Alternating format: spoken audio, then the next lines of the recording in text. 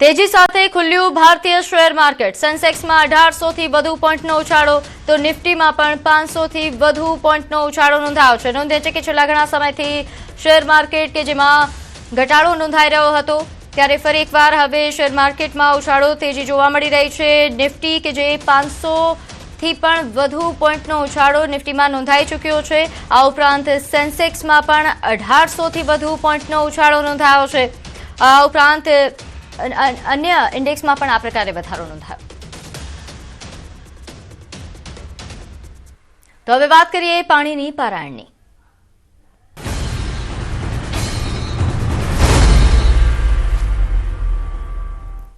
वडोदराने smart city बनाववाना मोटा दावाओ वच्चे हकीकत कंईक अलग ज देखाई रही है। शहरना पंड्या ब्रिजथी नवा यार्ड सुधीना विस्तारोमां छेल्ला 10 દિવસથી પીવાના પાણી માટે લોકો હાહાકાર મચાવી રહ્યા છે। ગટર મિશ્રિત પાણી અને અનિયમિત પુરવઠાના કારણે સ્થાનિકો ભારે પરેશાન છે। આ ઉપરાંત હવે પરિસ્થિતિ એટલી વિકટ બની છે કે ટેન્કર રાજ જ એકમાત્ર વિકલ્પ બની ગયો છે। पानी तो पानी गटर की भी व्यवस्था नहीं है बराबर के गटर भी व्यवस्थित करी आपे। હવે ગટર સાફ કરાય તો એના બી પાણી જોઈએ છે તો એ કઈથી લઈને પાણી નાખવાનું। હા તો એ ગળા કેવા થઈ ગયા છે, રોજે દવાખાનામાં પૈસા નાખવાના કમાઈને। बहुत भैया हम लोग एक हफ्ता से ऊपर हो गए, नहाए नहीं हम लोग, बच्चे स्कूल नहीं जा पा रहे हैं। ऐसे ही भेजो, मैडम बोलती है कि ऐसे कैसे गंदे बच्चे बन के आते हैं। न टैंकर आता है, न पानी आता है, न कुछ भी नहीं। आज पहली बार टैंकर आया है, उसमें देखो कितना कटाझुज होती है। 4-5 દાડથી પાણીની તકલીફ છે અમને લોકોને, એટલે અમે ગયા ડંકી આજે અઠવાડિયાથી બગડેલી છે, કોઈ આવતું નથી। એ સાહેબે કીધું કે ડંકી આવશે, ડંકી વાળા।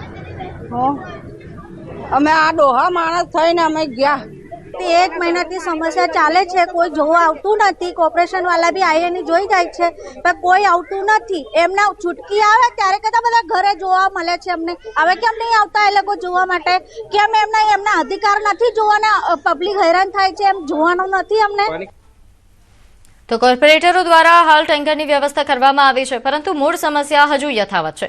બીજી તરફ કોંગ્રેસના સિનિયર નેતાઓએ પણ સ્વીકાર્યું છે કે અધિકારીઓ તેમના રજૂઆતોને અવગણે છે અને માત્ર દેખાવ માટે કામગીરી કરે છે। એક તરફ કરોડોના વિકાસ કામો થાય છે, બીજી તરફ લોકો મૂળભૂત જરૂરિયાત માટે શુદ્ધ પાણી માટે તરસે છે।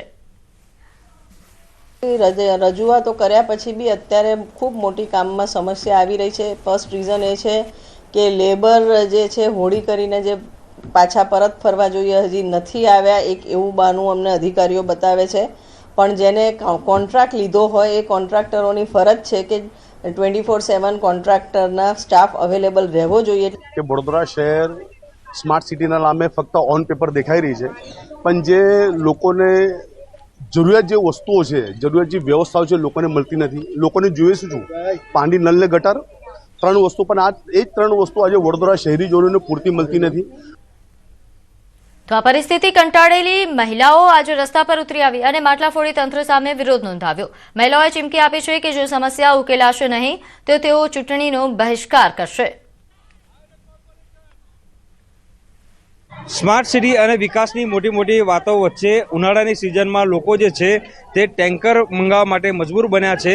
આ દ્રશ્યો વડોદરા શહેરના છે અને જોઈ શકાય છે કે એક તરફ સત્તાધીશો ઘરે ઘરે પીવાનું શુદ્ધ પાણી પહોંચાડવાની મોટી વાતો કરી રહ્યા છે, પરંતુ એ માત્ર વાતો જ છે અને આ એનો જીવતો જાગતો પુરાવો છે કે લોકો કેટલી મુશ્કેલીનો સામનો જે છે તે કરી રહ્યા છે।